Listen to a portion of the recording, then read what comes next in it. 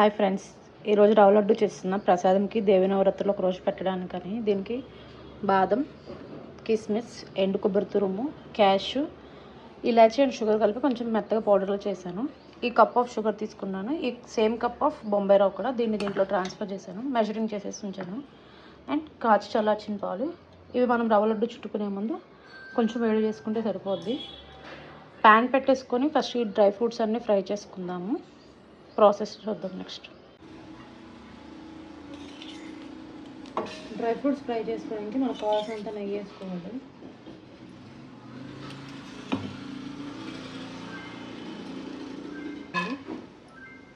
బాదం కొంచెం ఫ్రై అయ్యాక క్యాష్యూ యాడ్ చేసుకోవాలి. లైట్గా క్యాష్యూ కూడా యాడ్ చేయాలి, టైం పడుతుంది కాబట్టి.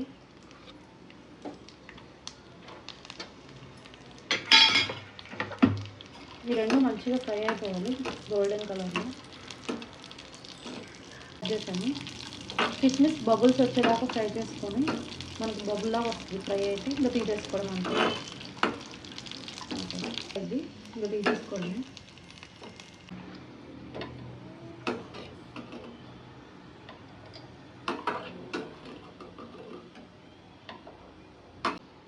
మనం రవ్వ కూడా యాడ్ చేసుకోవాలి.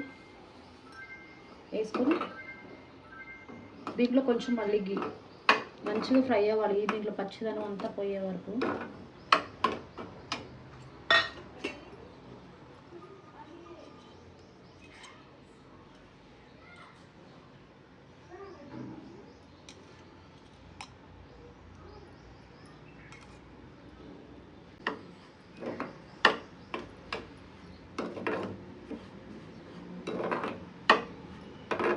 ఫ్రై అయిపోయాక మనం తురుము పెట్టుకున్న కొబ్బరి పొడి కూడా వేసేయాలి.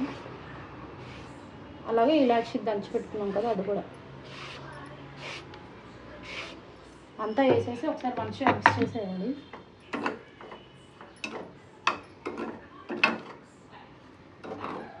మిక్స్ చేసుకొని ఇది కొంచెం ఉండకట్టడానికి సరిపోయేంత చల్లగా అయ్యేదాకా ఉంచుకోవాలి. పక్కన వేడిగా ఉంటుంది కాబట్టి కొంచెం కొంచెం పాలు వేసి చుట్టేసుకోవడం అంతే. అది కూడా చూద్దాం.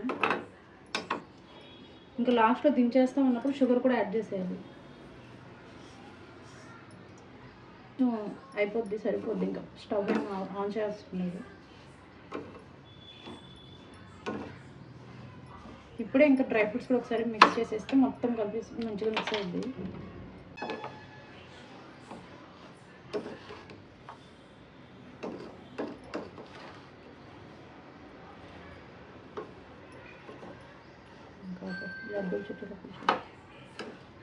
ఫ్రై చేసిన మిక్చర్ అంతా ఇలా ప్లేట్లో ట్రాన్స్ఫర్ చేశాను, సో దట్ కూల్ అయిద్దని.